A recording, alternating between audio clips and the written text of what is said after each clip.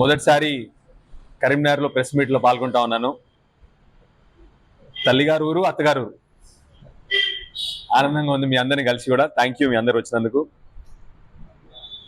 గత 6 నెలల నుంచి మన రాష్ట్రంలో ఏం నడుస్తుంది? లీకులు, సాకులు, ఏమన్నా అడిగితే తిట్లు. ఇది తప్ప అభివృద్ధి అంటే, రైతు బంధు అంటే చెప్పుతో కొడతాం, సంక్షేమం అంటే తిట్లు. ఇవాళ ఇంకొక స్కాములు బయటపెట్టిన కొద్దీ మళ్ళీ కొద్దిగా లీకులు స్టార్ట్. మీరు గత 6 రోజుల నుంచి చూస్తూ ఉంటే కాంగ్రెస్ పార్టీని నేను చిన్న ఉన్నప్పటి నుంచి అందరు చెప్పేవాళ్ళు, ఆ పార్టీ పేరు కాంగ్రెస్ కాదు, స్కామ్గ్రెస్ రా బాబు అని చెప్పి మేము చదువుకుంటప్పుడు చెప్పేవారు మాకు అందరు. దానికి తగ్గట్టుగానే గత 6 రోజుల నుంచి ఏం జరుగుతూ ఉంది అంటే, మీ అందరి కళ్ళ ముందర కనబడింది. వాళ్ళు విత్డ్రా కూడా చేసుకున్నారు. ఇవాళ వడ్ల స్కామ్ మీ అందరికి అర్థమైంది ఏం చేసినారో కూడా. మన వడ్లేమో చీప్గా అమ్ముతారు, కొనాల్సిన సన్న వడ్లేమో కాస్ట్లీగా కొంటారు. 42 రూపాయలు దొరుకుతున్న వడ్లని 57 రూపాయలకు కొంటారు. 2200కు అమ్మాల్సిన వడ్లేమో 1850 నుంచి 1900కు అమ్మేస్తారు. ఈ స్కామ్ బయటపడింది. నిజానికి మీరు చూస్తే ఉత్తమ్ కుమార్ రెడ్డి గారు కూడా వారు ఒప్పుకున్నారు, మేమేమి ఇప్పుడు ఇంకా డబ్బులు తీసుకోలేదు, ఇంకేం చేయలేదు. అంటే ఏంటంటే మళ్ళీ మన స్కామ్ బయట పెట్టాం కాబట్టి వెంటనే వాళ్ళు విత్డ్రా చేసుకున్నారు. అది చేస్తూ ఏం చేయాలి మరి నెక్స్ట్? మళ్ళీ నిన్న ఇంకొక స్కామ్ బయటపడింది. ఒక వారం రోజుల క్రితమే ఎక్సైజ్ శాఖ మంత్రి గారు జూపల్లి కృష్ణారావు గారు ప్రెస్ మీట్ పెట్టి, ఏ ఒక్కరికి మేము పర్మిషన్ ఇవ్వట్లేదు కొత్త లిక్కర్కి, ఇక్కడ మేము ఇది వీళ్ళు కాజ్ చేసిన షార్టేజ్, కృత్రిమ షార్టేజ్ని కాదు ఇది అని చెప్పినారు వాళ్ళు. కానీ మీకు అర్థమైంది కదా ఇప్పుడు ఏం జరిగిందో. ఒక కంపెనీ వాడు డైరెక్ట్ స్టాక్ ఎక్స్చేంజ్లోనే డైరెక్ట్గా పెట్టిండు. ఏమని పెట్టిండు? మేము తెలంగాణకి లిక్కర్ సప్లై చేస్తున్నాము కొత్తగా అని చెప్పి పెట్టిండు.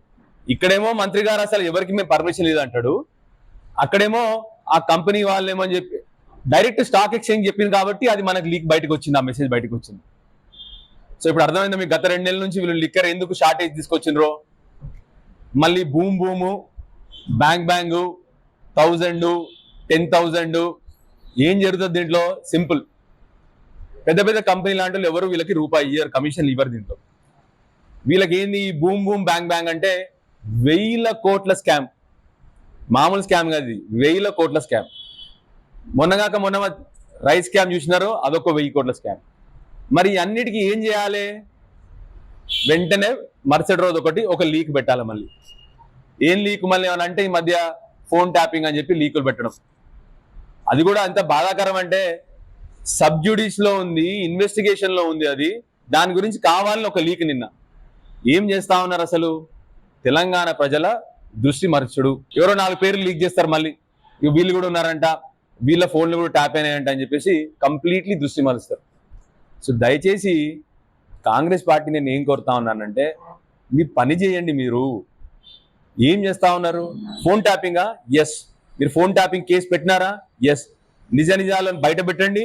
Let's go to the court, let's fight it out. ఇప్పుడు ఇంతకుముందు ఆల్రెడీ మా ముఖ్యమంత్రి గారు చెప్పినారు, మళ్ళీ చెప్పినారు, దాంట్లో మాకేమో సంబంధం లేదు, ఏమైనా సంబంధం ఉంటే మేము we will abide by the court అని చెప్పి కూడా చెప్పినారు. కావాలని రోజు పొద్దున వాళ్ళని పావులా వాడుకొని ఒకరోజు హరీష్ రావు గారి పేరు చెప్పడము, ఒకరోజు కేసీఆర్ గారి పేరు చెప్పడము, వీళ్ళు కూడా దీంట్లో మాతో చేయించారని చెప్పడము, ఎవరి మీద బురద జల్లడము, రూలింగ్ ప్రభుత్వం మీద బురద జల్లడం తప్ప, అంతకుముందు ఉన్న బీఆర్ఎస్ ప్రభుత్వం మీద బురద జల్లడం తప్ప ఇంకొక పని చేయట్లేదు ఈ ప్రభుత్వం. ఎప్పుడు చూసినా కూడా ఒక లీక్. ఏమైందయ్యా కాంగ్రెస్ పార్టీ? మీరు మళ్ళీ స్కాములు మొదలుపెట్టింది అప్పుడే 6 నెలల్లోనే ప్రజలు మీ మీద తిరగబడతా ఉన్నారంటే ఇంకొక కొత్త లీక్. ప్రజల దృష్టి మర్చాలి. నిన్న ఇప్పటి వరకు ముఖ్యమంత్రి గారు కనీసం ఈ వడ్ల స్కామ్ గురించి మాట్లాడరు, లిక్కర్ స్కామ్ గురించి, ఈ ఆల్కహాల్ స్కామ్ గురించి మాట్లాడరు, డూప్లికేట్ ఆల్కహాల్. నిన్ననే మా ఫ్రెండ్ గ్యాస్ట్రోఎంటరాలజిస్ట్ ఉంటాడు, లివర్ స్పెషలిస్ట్ ఉంటాడు, మీ అందరికి తెలుసు కదా, నేను డాక్టర్ అని. లివర్ స్పెషలిస్ట్ ఫోన్ చేశాను నిన్న, నీ బిజినెస్ బాగా పెరిగిపోయిందిరా బాబు అని చెప్పిన. ఎందుకు సంజయ్ అని అడిగిండు ఆయన. ఎందుకు అంటే ఏం లేదు, వచ్చింది గుడంబ వచ్చేసింది రాష్ట్రానికి, దొంగ ఆల్కహాల్ వచ్చేసింది, గుడంబ వచ్చేసింది. మన ముఖ్యమంత్రి గారు గుడంబ తీసుకొచ్చినాడు మళ్ళీ తెలంగాణలోకి, కేసీఆర్ గారు అప్పుడు గుడమ్మ ఉండకూడదని బ్యాన్ చేస్తే మళ్ళీ ఈయన తీసుకొచ్చినాడు. ఈ ఈ లిక్కర్ కంపెనీలు ఏవైతే నేను వచ్చినాయో అంతకుముందు 25 మంది ఈ లిక్కర్ కంపెనీలో లిక్కర్ దాగి చనిపోయినారు ఆల్రెడీ. ఆ సేమ్ కంపెనీని వాళ్ళు నిన్న తీసుకొచ్చింది నేను పొద్దున వెంటనే. అది కూడా ఎట్లా బయటకు వచ్చింది, ఆ కంపెనీ స్టాక్ ఎక్స్చేంజ్ లో అప్లికేషన్ పెట్టుకుంటే స్టాక్ ఎక్స్చేంజ్ లో మేము తెలంగాణలో లిక్కర్ సప్లై లిస్టెడ్ కంపెనీ కాబట్టి స్టాక్ ఎక్స్చేంజ్ లో వాళ్ళు అప్డేట్ చేసినారు మేము తెలంగాణలో లిక్కర్ సప్లై చేస్తున్నాం. 4-5 రోజుల క్రితమే ఇక్కడ ఎక్సైజ్ శాఖ మంత్రి గారు ఏమీ సంబంధం లేదు మాకు, మేము ఎక్కడ ఒక కంపెనీ కూడా పర్మిషన్ ఇవ్వట్లేదు మేము అని చెప్పినారు. సో ఎంత భయంకరమైన లిక్కర్ స్కాము. ఏం చేస్తా ఉన్నారు వీళ్ళు? ఇప్పుడు మనుషుల ప్రాణాలతో చెలగాటం ఆడుతున్నారు.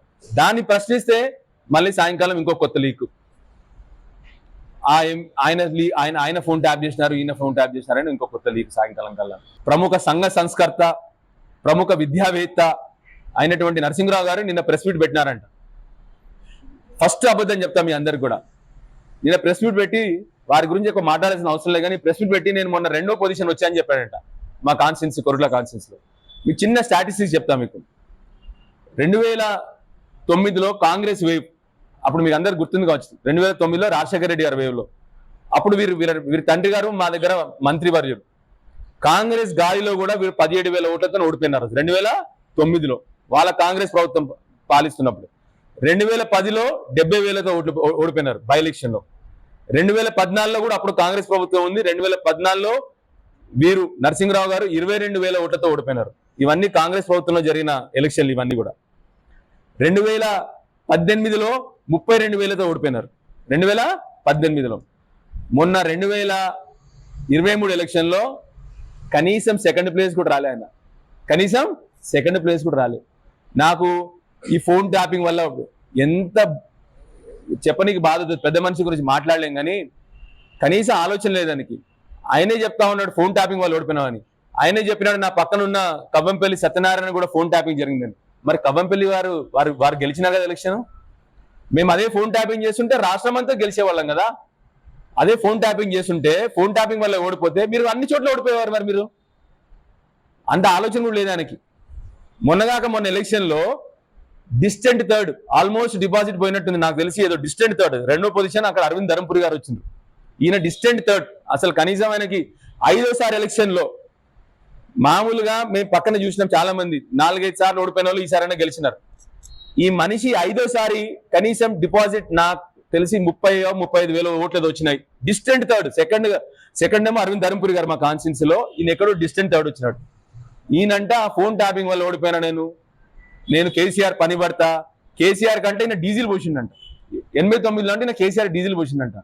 కేసీఆర్ గారు 87 నుంచి 89 వరకు ఆయన ఆల్రెడీ అప్పుడు డ్రౌట్ రిలీఫ్ మినిస్టర్ కూడా. మీ అందరు తెలుసో తెలియదో, ఎన్టీ రామారావు గారు గవర్నమెంట్ లో అప్పుడు డ్రౌట్ వస్తే డ్రౌట్ రిలీఫ్ మినిస్టర్ కేసీఆర్ గారు.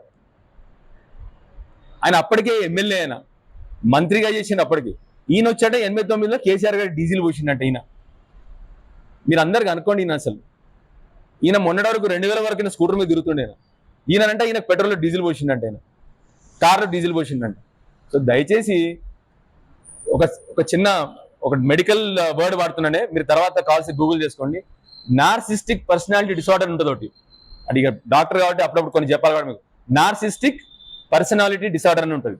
అంటే ఏంటి అంటే, నేను గొప్పోడిని, నేను చాలా మహానీయుడిని, నేను అది అనుకుంటారు వాళ్ళు చాలా మంది. కొందరు ఉంటారు, మీకు తెలుసుంటారు కొందరు మంది. దాన్నే నార్సిస్టిక్ పర్సనాలిటీ డిసార్డర్ అంటారు దాన్ని. నేను గొప్పోడిని, నేను రాష్ట్రంలో పెద్ద నాయకుని కాబట్టి నా ఫోన్ ట్యాప్ చేసిండ్రు అని చెప్పుకున్నాడంట నిన్న. ఆయన జీవితంలో మీరు ఇప్పుడు విన్నరానే ఒక ఉద్యోగం ఇప్పించిండో, ఒక మంచి పని చేసిండో. సరే, వారి తండ్రి గారి గురించి మనం మాట్లాడదు. పెద్దలు వారి మంత్రి గారు ఉండే, వారు నిజంగానే పెద్ద నాయకుడు ఉండేవారు. అది గుర్తొస్తా ఉంది నేను మాట్లాడుతూ ఉంటే. ఏమనంటే మా నాన్నగారు అంటాడు, మంచిదే మీ నాన్నగారి గురించి మాట్లాడి, నీ గురించి ఇప్పుడు మాట్లాడక. ఎందుకంటే చిన్నప్పుడు మాకు సామెత ఉండేది, పండిత పుత్ర. ఇక దాని తర్వాత నేను చెప్పా, మీరు రాసుకోండి. మీరు పండిత పుత్ర అని చెప్పేది. డిస్టెంట్ థర్డ్ పొజిషన్ వచ్చిండే 5వసారి ఎలక్షన్లో. 5 సార్లు కంటిన్యూస్ ఓడిపోయిండు. డిస్టెంట్ థర్డ్ 5వసారి వచ్చిండంటే ఎందుకు చెప్తానంటే, నన్ను రాజీనామా చేయమన్నాడు. నేను చేయమంటే చేస్తా రాజీనామా. ప్రజలు నేను రాళ్లతో కొడతారా బాబు? ఒకప్పుడు కనీసము ఈయన పేరు ఎలక్షన్ రాజా అని ఉండేది. ఎలక్షన్ రాజా అంటే ఎలక్షన్లకు వస్తాడు పోతాడని ఎలక్షన్ రాజా మా కాన్స్టిట్యున్సీలో. ఈసారి కలెక్షన్ రాజా అయిపోయింది మావాడు. పొద్దున్న లేస్తే కలెక్షన్ మొదలుపెట్టిండి ఈసారి అందరిని బెదిరియాలి, రైస్ మిల్లర్ని బెదిరించి పార్టీలో జాయిన్ చేయించుకోవాలి. ఇవి తప్ప ఒక మంచి మాట మాట్లాడేది లేదు. ఇంకొక మాట మాట్లాడిందంట, ఖాదీ బోర్డు గురించి మాట్లాడిందంట. నేను వారిని దయచేసి రిక్వెస్ట్ చేస్తా ఉన్నా, మీ ప్రభుత్వం ఉంది, ఆ ఖాదీ బోర్డు గురించి ఏమైనా ఉంటే మా నాన్నగారి మీద మీరు ఏమన్నా చెప్పాలనుకుంటే ఏమైనా ఉంటే మీరే ఎంక్వైరీ చేయించుకోండి. దానికంటే బాధాకరం ఏంటంటే అక్కడ నిన్న ఒక ఎంపీపీ గారిని తిట్టిందంట, అక్కడ సంబంధించిన ఎంపీపీ గారిని తిట్టిందంట, కొడిమేలకు సంబంధించిన ఎంపీపీ గారిని తిట్టిందంట. ఆయనకు తెలియని విషయం ఏంటంటే ఆ ఎంపీ గారు కూడా కాంగ్రెస్ పార్టీలో జాయిన్ అయిపోయింది. ఆ ఎంపీ గారు సరే లంగ పని చేసిన తిట్టినావు కదా, మరి ఆయన కూడా నీ పార్టీలో ఉన్నాడు కదా, నేను తిట్టినామంట ఆయన కూడా నీ పార్టీలో ఉన్నాడు. ఇప్పుడు మరి నువ్వు ఏం యాక్షన్ తీసుకుంటావు తీసుకో. ఏమన్నా ఎవిడెన్స్ ఉన్నా, ఏమన్నా ప్రూఫ్ ఉన్నా దయచేసి ముందలు పెట్టు. నేను కూడా నీకు సహకరిస్తా. నేను వచ్చిన బ్యాక్గ్రౌండ్ నుంచి మా నాన్నగారి మీద తప్పుంటే నేను కూడా నీకు సహకరిస్తా అని చెప్తున్నా కదా. మూర్ఖత్వ మాటలు, పిచ్చి మాటలు. నువ్వు అసలు అన్నిటికంటే బాధాకరం ఏంటంటే వీళ్ళకి రాజకీయం జీవితం అంటే ఏంది? తినే తిండి కూడా రాజకీయంలోకి వస్తుంది వీళ్ళకి. ఏ రోజు ఏ పని చేయలే. నరసింహరావు గారు ఇప్పటి వరకు ఒక జాబ్ చేసిన విషయం విన్నారా మీరు ఎప్పుడన్నా?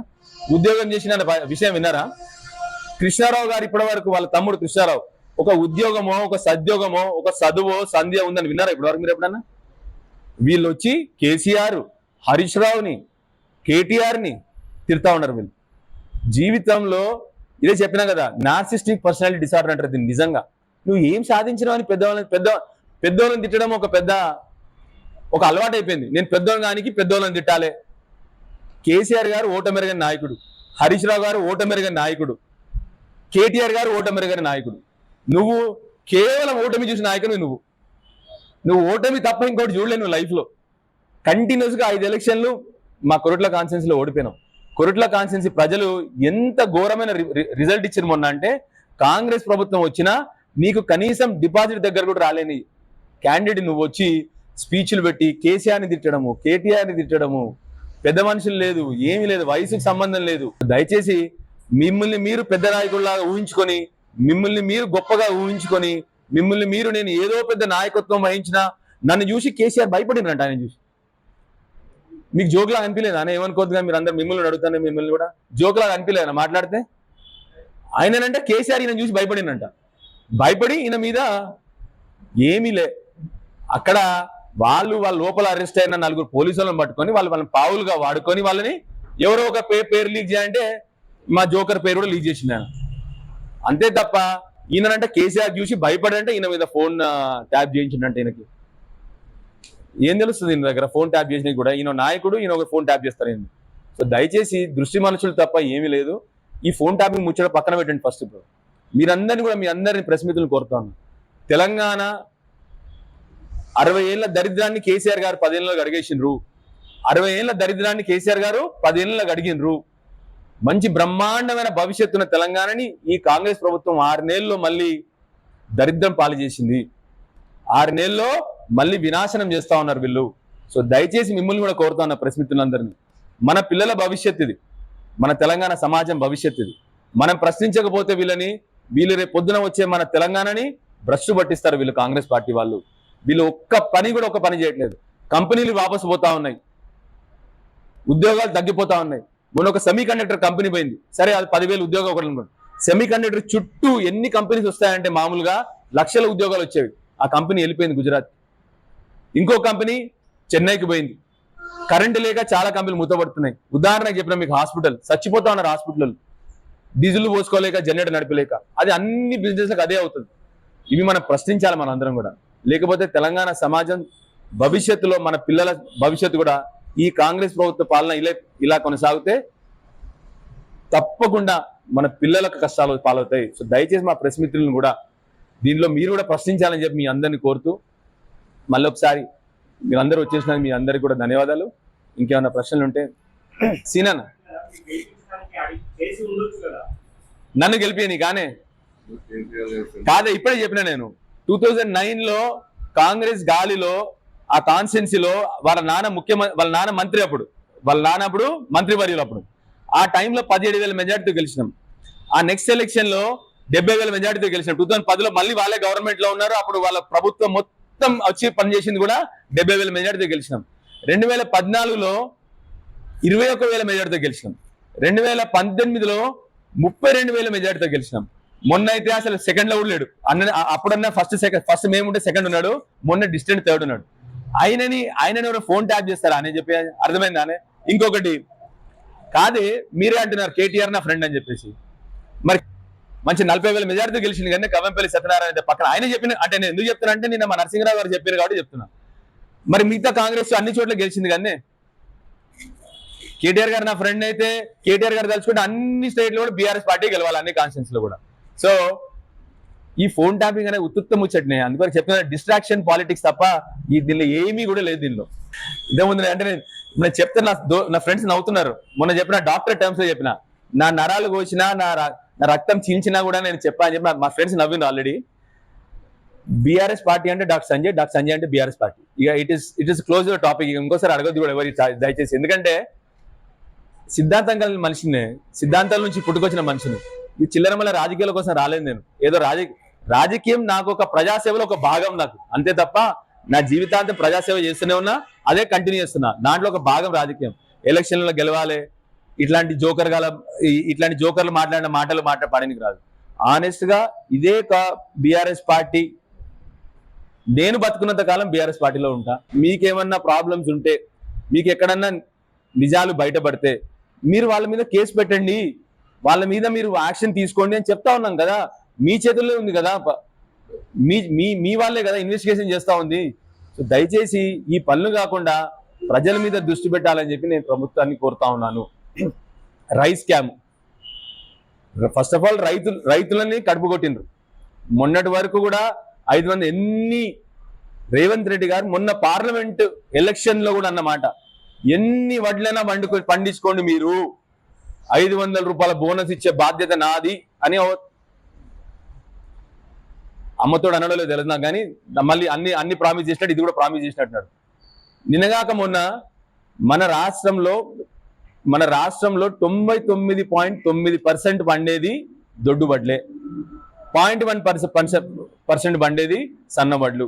సన్న వడ్లకు మార్కెట్ కూడా డైరెక్ట్ ప్రైవేట్ మార్కెట్ ఉంటుంది, గవర్నమెంట్కి అసలు అవసరం కూడా లేదు అమ్మాల్సింది.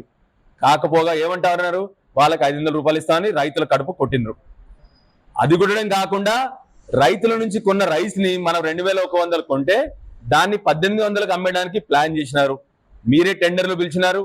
అంతకుముందు బీఆర్ఎస్ ప్రభుత్వంలో బ్లాక్ లిస్ట్ చేసిన కంపెనీకి కూడా పిలుచుకొచ్చి వాళ్ళతో టెండర్ వేయించి వాళ్ళకి 1,100 రూపాయలకు అమ్మేసినారు. మళ్ళీ సన్న బియ్యం కొనాలి అని చెప్పేసి 42 రూపాయలు ఉన్న సన్న బియ్యాన్ని 57 రూపాయలకు కొంటారు మీరు. ఈ స్కామ్ బయటపెట్టగానే మళ్ళీ ఒక లీక్ సాయంత్రం పూట. దయచేసి ప్రజల పక్షాన నిలబడండి. మీకు ప్రభుత్వంలో ప్రజలు మిమ్మల్ని ఎన్నుకున్నారు, ఈసారి మమ్మల్ని ప్రతిపక్షంలో కూర్చోబెట్టినారు. ఇంకా వీళ్ళ ప్రతి ఒక్క జాతకం ఇంకొక 2-3 నెలలు అవుతే కాంగ్రెస్ పార్టీ జాతకం బయటపడుతుంది. ఏం చేసినారు మొన్న కాళేశ్వరం గురించి లొల్లి చేసిరు మన ఎలక్షన్ల కంటే ముందు. ఇది అసలు రిపేర్ చేయనీకి రాదు, ఇది ఏమీ చేయనీకి రాదు అని చెప్పేసి ఇవాళ మీ అందరికి కూడా బయటపడింది. ఎలక్షన్లు అయిపోగానే దాన్ని రిపేర్ చేయవచ్చు, చిన్న ప్రాబ్లం అని చెప్పి బయటకు తెలిసిపోయింది. ఆల్రెడీ రిపేర్లు కూడా స్టార్ట్ చేసింది. సో ఇది వీళ్ళు చేస్తున్న అరాచకాలు, ఈ ప్రభుత్వం చేస్తున్న అరాచకాలు, ఈ ప్రభుత్వం చేస్తున్న తప్పుడు పనులు. తెలంగాణ రాష్ట్రాన్ని దోచుకుంటా ఉంది కాంగ్రెస్. మళ్ళీ స్కాంగ్రెస్ జాతకం అంతా బయటపడింది. మళ్ళీ కేవలం 5 నెలల్లో మేము నిన్నగాక మొన్న వరంగల్లో ఎమ్మెల్సీ ఎలక్షన్లో తిరుగుతూ ఉంటే ప్రజలు అసహించుకుంటా ఉన్నారు. కాంగ్రెస్ వాళ్ళు అక్కడ ప్రచారం చేయట్లే. అక్కడ కాంగ్రెస్ వాళ్ళు ఏం చేస్తున్నారంటే కేవలం డబ్బులు పంచుతా ఉన్నారు ఎలక్షన్లో. ఎందుకు ప్రచారం చేయట్లే అంటే ప్రజలు రాళ్లతో కొట్టే పరిస్థితికి వచ్చింది కాంగ్రెస్ పరిస్థితి. హాస్పిటల్ పోయినా నేను, హాస్పిటల్ పోతే డాక్టర్లు చెప్తా ఉన్నారు, సార్ 10 ఏళ్లలో ఒక్కరోజు వాటర్ ట్యాంక్ లేకుండా మా హాస్పిటల్ నడిచింది సార్, ఇప్పుడు వాటర్ ట్యాంకులు తీసుకొచ్చిన పరిస్థితి వచ్చింది సార్ అని. సార్ 10 ఏళ్లలో ఏ రోజు మా జనరేటర్లు ఆన్ చేయలేదు, మళ్ళీ జనరేటర్లు ఆన్ చేసి చచ్చిపోతా ఉన్నాం సార్ అని చెప్పి అక్కడ డాక్టర్ కూడా మాట్లాడుతున్న పరిస్థితి ఇది కాంగ్రెస్ ప్రభుత్వం. కరెంట్ ఏదంటే ఒక లీకు, నీళ్ళు ఏవాయంటే ఇంకో పిచ్చి లీకు, రైస్ స్కామ్ ఏంది అంటే ఇంకో లీకు, ఈ ఆల్కహాల్ స్కామ్ ఏంది అంటే ఇంకొక లీకు. ఇది తప్ప ప్రజల్ని దోచుకోవడం తప్ప, ప్రజల్ని తప్పుదారి పట్టడం తప్ప, ప్రజల దృష్టి మరల్చడం తప్ప కాంగ్రెస్ పార్టీ ఒక్క పని చేయట్లేదు. ఏమనంటే ఫోన్ ట్యాపింగ్ అంటారు. మొన్నటి వరకు కాళేశ్వరం అయిపోయింది, కాళేశ్వరం ముచ్చట అయిపోయింది. ఇంకొక 15-20 రోజులైతే ఈ ఫోన్ ట్యాపింగ్ ముచ్చట అయిపోతుంది. ఎట్లాగో ఈ ప్రభుత్వం కూడా వాళ్ళకు కూడా తెలిసిపోతుంది ఇదేం లేదని చెప్పేసి, ప్రజలకు కూడా తెలుస్తుంది. దయచేసి ప్రభుత్వాన్ని కోరేది ఏంటంటే, ప్రజల పక్షాన పని చేయండి. రైతులు అష్టగస్త పడతా ఉన్నారు ఆల్రెడీ. రైతుల ఆత్మహత్యలు వచ్చినాయి మీరు వచ్చిన తర్వాత. పెన్షన్ ముచ్చట లేదు, రైతు బంధు ముచ్చట లేదు, రైతు భరోసా ముచ్చట లేదు, రైతు రుణమాఫీ ముచ్చట లేదు. ఒక్క మాట అంటే ఒక మాట మాట్లాడు. మరిన్ని వీడియోస్ కోసం ఛానల్ ని సబ్స్క్రైబ్ చేయండి. లేటెస్ట్ అప్డేట్స్ కోసం వాట్సాప్ ఛానల్ ని ఫాలో చేయండి. అండ్ లింక్ డిస్క్రిప్షన్ లో ఉంది.